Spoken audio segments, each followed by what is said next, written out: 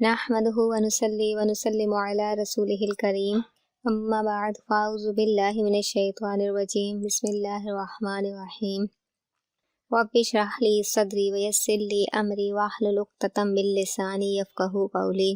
سلسلہ احکام القرآن میں آج ہم زکوٰۃ کے ٹاپک سے متعلق جانیں گے کہ زکوٰۃ کس کس کو دی جا سکتی ہے۔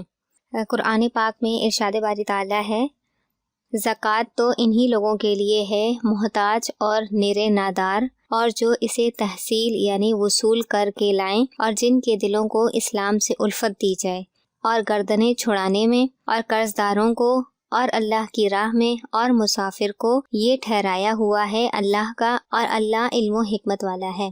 اس آیت مبارکہ میں 8 مصارفین کا ذکر موجود ہے جو کہ درج ذیل ہیں: فقراء، مساکین، عاملین زکوٰۃ یعنی زکوٰۃ اکٹھی کرنے والے، مؤلفۃ القلوب غلام کی آزادی، مقروض فی سبیل اللہ، اور مسافر۔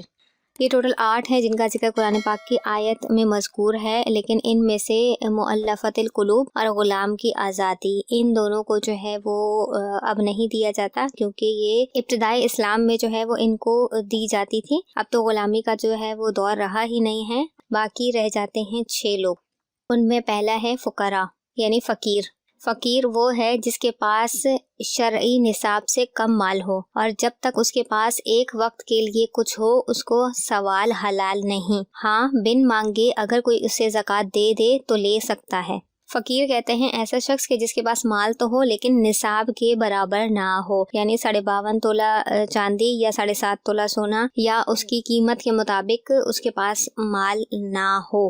ٹھیک ہے، نصاب کے برابر اس کے پاس مال نہ ہو تو وہ فقیر کہلاتا ہے، اور اس کے لیے سوال کرنا حلال نہیں جب تک اس کے پاس کچھ نہ کچھ موجود ہے۔ ہاں، بہت ہی زیادہ کم مال ہے اور کوئی شخص اس کی مدد کرنے کے لیے زکوٰۃ کا مال اگر دے رہا ہے تو پھر وہ لے سکتا ہے، لیکن پھر بھی وہ اتنا ہی لے گا کہ جس سے اس کے پاس نصاب کے برابر رقم نہ آ جائے۔ اگر بالفرض لوگوں نے اسے دیا یا کسی ایک نے ہی اسے زکوٰۃ کی رقم دی اور اس کے پاس وہ مل کر نصاب کے برابر کو پہنچ گئی تو اب پھر اس کے لیے یہ جائز نہیں ہے، تھوڑی بہت زکوٰۃ لے سکتا ہے۔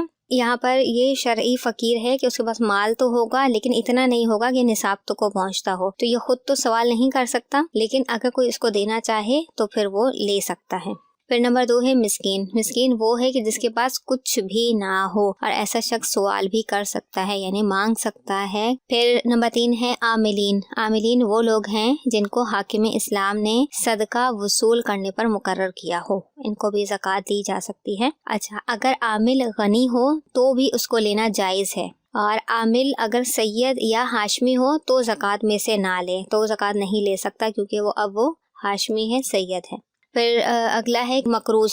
قرض دار جو بغیر کسی گناہ کے مبتلا قرض ہوئے ہوں اور اتنا مال نہ رکھتے ہوں جس سے قرض ادا کریں تو انہیں ادائے قرض میں مال زکوٰۃ سے مدد دی جائے، یعنی کسی پر بہت زیادہ قرض ہو گیا ہو اور اس کے پاس کوئی بھی ایسی کنڈیشن نہ ہو کہ جس سے وہ ادا کر سکے، تو پھر ہم قرض کے جو ہے وہ رقم اسے دے سکتے ہیں مدد کے طور پہ۔ پھر اگلا ہے اللہ عز و جل کی راہ میں خرچ کرنے سے بے سامان مجاہدین اور نادار حاجیوں پر صرف کرنا مراد ہے، یعنی اللہ کی راہ سے مراد کیا ہے کہ جو مجاہدین ہوں، جہاد کرنے والے ہوں، بے سر و سامان ہوں، یا پھر نادار حاجی وغیرہ ہوں تو ان پر زکوٰۃ کی رقم ہم خرچ کر سکتے ہیں۔ پھر اگلا پوائنٹ ہے ابن سبیل۔ ابن سبیل سے وہ مسافر مراد ہے جن کے پاس اس وقت مال نہ ہو، یعنی وہ مسافر ہوں اور سفر کے دوران ان کے پاس مال ختم ہو گیا ہو، اور تو پھر اس کنڈیشن میں ہم زکوٰۃ کی مال ان پر خرچ کر سکتے ہیں۔ زکوٰۃ دینے والے کو یہ بھی جائز ہے کہ وہ ان تمام اقسام کے لوگوں کو زکوٰۃ دے، اور یہ بھی جائز ہے کہ ان میں سے کسی ایک ہی قسم کو دے۔ زکوٰۃ انہی لوگوں کے ساتھ خاص کی گئی ہے، لہٰذا ان کے علاوہ اور دوسرے مصرف میں خرچ نہ کی جائے گی، نہ مسجد کی تعمیر میں، نہ مردے کے کفن میں، نہ اس کے قرض کی ادائیگی میں۔ الحمدللہ آج ہمارا زکوٰۃ کا ٹاپک کمپلیٹ ہوا۔ اللہ تعالیٰ سے دعا ہے کہ وہ ہمیں ان احکام و مسائل کو اچھے سے سمجھنے، یاد کرنے اور آگے پہنچانے کی توفیق عطا فرمائے۔ آمین بجاہ النبی الامین۔